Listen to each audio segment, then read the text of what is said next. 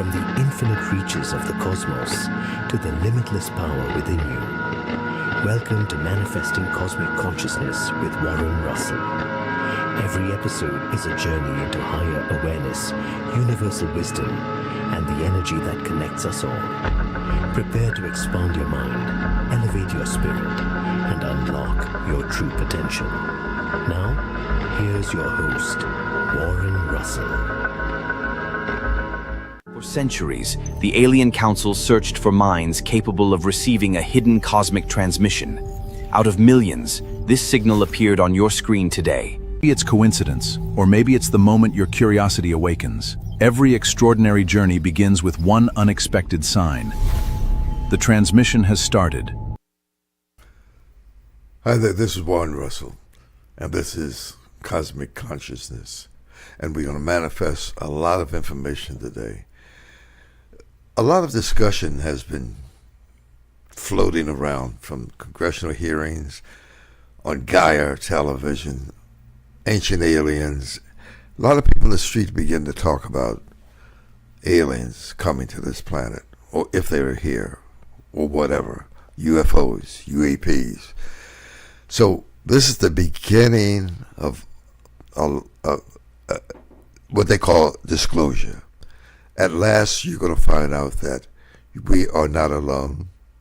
We were probably, more than likely, a young lady will tell us in a minute, made by the aliens, put on this planet, being observed like in a petri dish. We are an experiment. Some people call it the prison planet. Some people call it the prophecy planet. You got Elizabeth April out there, and many others talking about all of this. So today we have Gillian Green, and she's been around a long time from the UK originally, a psychic, intuitive, a medium, whatever. She covers the whole nine ball of wax, if you will. And she says she's been here dozens of times, going back 300,000 or 400,000 years ago when the Anunnaki came here. So I'm going to let her talk. But the essence of what I want her to talk about is the figure of Jesus, the character. Who was he? Why did he come here? Was he an alien? Gillian, this is Cosmic Consciousness. Thank you for being on the program. Some of your information is on the website that your husband George left some years ago, nohoax.net. And we want to talk about that as we get underway. But in a quick summary, who are you and what do you represent and why are you here to help us at this time? Well, my name is Gillian, and that has been my name for a very, very long time. And it's an Anunnaki name, and it would be spoken as an Anunnaki, it would be Gillian. So I've had that name for a very long time. I've been on this planet in the last 4,500 years, reincarnating, as everybody does, as a human being, just like everybody else. I accept that, or maybe not accept, because I don't know how many there are like me. But I was born a clairvoyant. I don't know any other way to be, and I've always had my contact with those that we refer to as extraterrestrials. So at the time that Jesus Christ was on the planet, I want to say this first, that there are now historians who are saying, oh, well, Jesus never existed. You know, he was a figment of people's imagination. And it is true to say that the idea of a Father, Son, and Holy Ghost, or a three-in-one, or the idea of a Father, Virgin Mother, and the Son, these are this trio is historically going back way into prehistory. For so long as there have been Homo sapiens sapiens, they have also in their culture, which is now mythology, had this trio of beings. Osiris for Isis and Horus, Dionysus and his son, and Icarus, who flew to the sun. These are built into, let's say, the mythology of humanity. So it is not unreasonable that some people might have the idea that maybe Jesus never existed, especially as we think of him, and we say in our, Christmas holiday songs of born in Nazareth. Well, of course, that's not correct, because Nazareth as a town did not exist at the time that our Lord was on the planet. However, I'm here to say Jesus Christ as a person, as a human being on this planet, definitely did exist. He was also, in the sense of God, small g, born to a virgin, and that preparation of that Virgin Mary and her mother Anna went back over 1,000 years and began with the house of David, with the son of Jesse, when his half-brother was born as the one who became the biblical King David. And that brought down all the way to the time of Christ's birth, the lineage which made him, actually at the time of his birth, the Prince of Judah and the rightful heir to the throne of Judea. The place which King Herod had should have been his place. It belonged to him as a right. There was no poverty involved. There was no Jesus born in a stable was so poor that he was born to poor people. No, that's not correct. He was actually a rich man from day one. His parents, his stepfather Joseph and his mother Mary, were highly educated and wealthy people. If you can imagine in your own town, wherever you can hear this, just look around and imagine somebody who is, for example, the biggest car dealer in town. He's probably one of your richest local people, because dealing with automobiles is highly profitable business if you're successful in it. Well, imagine this. Jesus' stepfather, Joseph, was the wheelwright in a community of Essenes, who were also known as Nazarenes, was another name for the Essenes at the time. He was the wheelwright. He was the master carpenter. He was probably the richest man in the village, just like a car dealer might be the richest man in your small town. So, the idea that Christ was born into poverty is not correct. He was born into wealth, he was born into privilege, and he was royalty from day one. However, he chose to work among the poor because he understood that those who are impoverished in this world, who are not rich and wealthy and can have all their own way all the time, are probably the most likely to receive his message.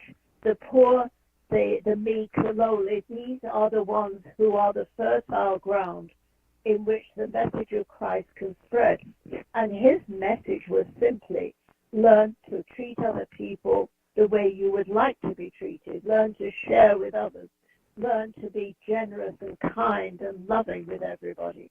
Well, of course, you don't see that today. How many rich people, truly rich people, do you know in your community who are super kind to everybody? They might be philanthropic because that's good advertising for them. Have their name on everything and be seen to be living such a virtuous life, but in point of fact, they're not very virtuous at all. If you went to their front door and asked them for, can I please share your dinner tonight, they're just going to turn you away or set the dogs on you. So I wanted to ask. We have not. Gillian, I wanted to ask, with the story that we talked about, born in the manger, it's poor and destitute and all that, did that come out of the Council of Nicaea? Can you go back and talk about how that story evolved? How the idea evolved? Well, that's simply a church story. That's how the church is evolved. It's a benefit right now, ensuing from the time of Christ. As the Christian church developed, it was decided some hundreds of years after his death, of course, that the church would decide how they were going to be, what their rules and regulations were going to be, what stories they were going to tell. And they chose 4 stories, supposedly by people named Matthew, Mark, Luke, and John, which of course was very likely not their names at all, and that the stories themselves may have been a conglomerate of other people's stories. However, they decided on these 4 stories, or gospels, because a gospel is a story, right? So these 4 stories were the ones that made the New Testament, and on them they decided that the story would be that Jesus was poor and that there was poverty and that the poor was, in some way favored. Now that in this world that we live in, the majority of people are relatively poor. There are very 2 or 3% of really rich people in the world. You might say the top 10% have more than adequate means or more than they need. The rest of us, probably 2/3 of the world, are poor. And in the world at large, that 2/3 extends to extreme poverty, not having even clean water to drink in half the world. Let me go to the book. Let me go to the book. Gillian, let me go to the book by Michael Letwith. I want to get to the essence of who Jesus was and what was his story to us. Because when I look at Luke 4:18, he says, "Who are you?" He said, "The Spirit of the Lord is upon me. He hath anointed me to preach the gospel to the poor, has sent me to heal the brokenhearted, to recover of sight to the blind, and set at liberty them that are bruised. I have come that you may have life, and that you may have it more abundantly." Go ahead. Let's talk. What was his purpose, his story? Who was he? His purpose was unfortunately not quite what we think. He came from the Anunnaki. He is Anunnaki, right? And in that, when the Anunnaki were on this planet, they ruled it hands-on ruling. They handed it over to man in awarding kingship to man, in other words, rulership, and said, rule yourselves. Basically, they got cross. And they said, we're fed up with humanity. We're leaving. We're out of here. And they left the planet. This is about, 4,000 or 5,000 years ago, little before that. They left the planet. Well, the orbiting home planet that they can pick up, Nibiru, goes round the back of the sun, and it comes out about 400 years later, 400 or 500 years later. So when they came back out and could visually see the Earth again, and they saw the chaos that it had got into, all the wars and the fighting and the things that were already breaking out all over the planet, they felt guilty. So they had a thought about it, and they decided, what could they do? And they said, we keep sending messengers, and the messengers they don't listen to, so they sent people like, Confucius, Kuan Yin, Buddha, all these great teachers. And these were human beings that nobody listened to. People listened, but it was always a selective group that actually learned anything from them. It wasn't everybody, right? So they said, right, we need to sacrifice one of our own because we feel very guilty about the mess that humanity has got into when we left them to their own devices. We were wrong to do the genetic engineering in the first place. We shouldn't have interfered with their evolution. We should have left them to go at their own pace and not interfered. So now we have to do something. So they sent the one. Well, actually, they didn't just send. They asked for a volunteer. They had a council meeting. And what I'm telling you is true, right? They had a council meeting, and they explained that they felt very guilty about what was happening to humanity, and they wanted somebody to volunteer to go down there and sacrifice themselves. And so they said, yes, but if you go down there, they usually kill the messenger, and it's bad news going down among that mob, as it were. So what can we do about it? And the council said, well, we'll call for a volunteer. And if somebody volunteers, they will just take their chances. Well, they got the volunteer. They got the volunteer who at that time was in the seat of 10 on the Anunnaki Council, which is actually the lowest seat on the council. And this man stood up, and he said, I will volunteer, but on conditions. The condition is that I will be the messenger, and if they kill me, if they can make me the king, that's fine. But if they kill me, I definitely can be guaranteed that I can come back again a second time to the planet with absolute rulership. It's the second, so that's the second coming. So the people are talking about the second coming. So when is that? Has that taken place, or when is that going to take place? No, well, this is why this second coming is why Jesus himself tells you in the Gospels, right? He says, "When I come back, I am not bringing peace. I am bringing the sword." And that was because of the deal he made with the council, that he's going to come as absolute ruler, as a tyrant, really, and he's going to make people do my question to you is when is that going to happen? Is it when is it coming? Right.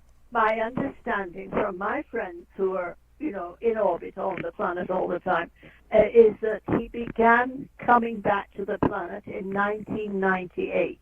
In the spring of 98, he began coming back and meeting and meeting with certain people on this planet who I don't know, right? I do not know myself, right? All right, so but how... I was told it. Well, here, so wait. Here's another question. Right. On this planet, you have the Greys, the Reptilians, the Nordics, the Tall Whites, on and on. Dozens and dozens and dozens of alien species, right? Many of whom are underground. Many of whom walk among us, like the Reptilians, say shapeshift, right? Yes or no? Right. Okay. So how does he fit in with all of those entities that are here that most people don't even believe they're here and have no idea that what I just mentioned, that dozens of aliens, other species who don't look like us, are walking among us? How does he fit with that? Well, of course, as you and I have said before when I've had conversation with you, this is a human universe. So although they might look somewhat different, taller, shorter, funny ears, funny feet, 3 fingers, they might look different. They are all human, except the reptilians. And I'm talking about the reptilians who are under Antarctica, and those who are the shapeshifters and who are in cooperation with first they cooperate with the Pleiadians themselves, who are human, actually cooperate with the reptilians under Antarctica, which is a shame, right? But the rest of them, even though some of them are good, some of them are bad, and some are not interested in humanity, and some of them, many of them, have added to our DNA since it was originally altered by the Anunnaki. But these are all human. I don't care what they look like. They are human. Not all good. I mean, on this planet, are all humans good? By no means. So, in the universe, it's all humans except the reptilians, but not all of them are good. You're right. But you're saying the Greys, the Pleiadians, the Blue Avians, the Nordics, the Tall Whites are human? Yes, they're all human. But as we know, like the Greys, they're very bad news. They're bad. Well, when we look at the motion pictures, like Communion, Taken, and all of those things, the fourth kind, you see the Greys. Some people are saying that when I listen to David Wilcock, Coy Good, and all those people, David Icke, he says they are not really human beings. So there's a controversy here. No, well, all I'm saying, and I can only stand by my own knowledge of what I hold to be correct, right? Is that it is a human universe. It is a 3-dimensional human universe, and it was not designed for the reptilians. The reptilians got here by default millennia ago, eons ago. There was a huge you might say, like an earthquake or a storm among the center core of things, and it allows us to get in from another. For the people who don't know what the reptilians look like, could you describe those people? The reptilians look like reptiles, like monsters. I mean, they're What's a monster look well, like? you know, you could say the dragons. The stories of the dragons that go back in ancient history. The dragons are reptilian. All those sources. Snakes are reptilian. These are reptilian reptiles. I mean, you know what a reptile looks like. Okay. A reptilian.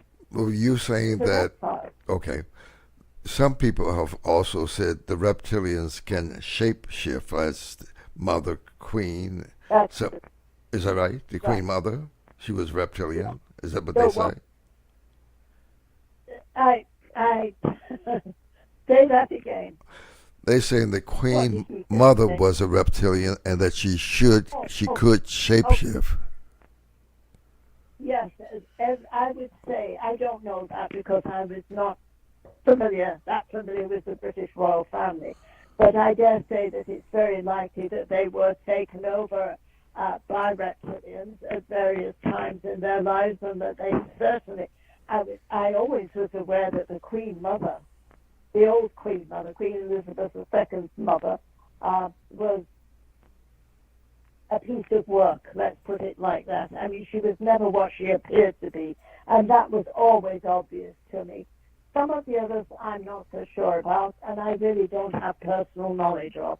Okay. So, but, I could not really say. So what would people look for in terms of a reptilian that could shapeshift, look like a reptile and look like a human at the same time? What can you look for? How can you identify those individuals, that entity, if you will? You know, I don't think you can. If they are actually in human form, I don't think you can tell the difference. Okay. I mean, if you're a clairvoyant or a seer like me, and there are plenty of people like me about, I'm sure, yes, you can see their energy field is different. They have a different energy field, or the energy field is not right. It's not. You look at it, think that doesn't look right to me, you know. Okay. But you also have reptilians who take. Give me a second here. There are, I understand, reptilians who take on the permanently human appearance. They make themselves look permanently human, not taking over an existing human, but making themselves just look human and live as humans. Now, those who are pretending to be humans, they do not have any souls, and therefore they have no soul energy around them whatsoever. All right. So they are fairly easy to spot. I think maybe we have about 10 minutes left. I don't have the clock in front of me. 3 minutes? Wow. And let's do a synopsis here. Jesus Christ, you say he was an Anunnaki who came here to help us with love. Yeah. Right? So and he's back again. According to you, he's back again among us, right? Yeah. So how can we know that what you say is true in the next couple of minutes? We only got 2 minutes here. Well, first of all, I'm not asking anybody to believe me. You know, Okay. We all have to go into ourselves, find out what's true for ourselves. But having said that, you know, just be discerning. Be discerning. If something sounds truthful to you, then take it on board in your mind and let it really settle there and sit and say, oh, well, I always say when I hear new things, oh, well, that's interesting. And I put it in the back of my head and wait until my life and experiences show me whether it is true or not. Right. If something is true, it will make itself known, because truth is truth. Our understanding of it changes constantly. All right. Our understanding and awareness, wisdom grow. But the truth never changes. Yeah. And so if somebody tells the truth, then then 1 it's the minute? truth. 2 minutes. We only got 2 minutes. In 1 minute, the book you recommend that people look at or read and understand. Oh, Michael Ledwith's book Yeah. you're referring to. Yeah, Saving Jesus. Yes, I thought. Yeah. You recommend? Why do you recommend? what- In 60 seconds, why do you recommend that book? That particular book? I recommend it because Michael Ledwith was chief advisor to the Roman Church's Pope for many, many years. I mean, a lifetime. He was a priest, and he was a advisor to the Pope, right?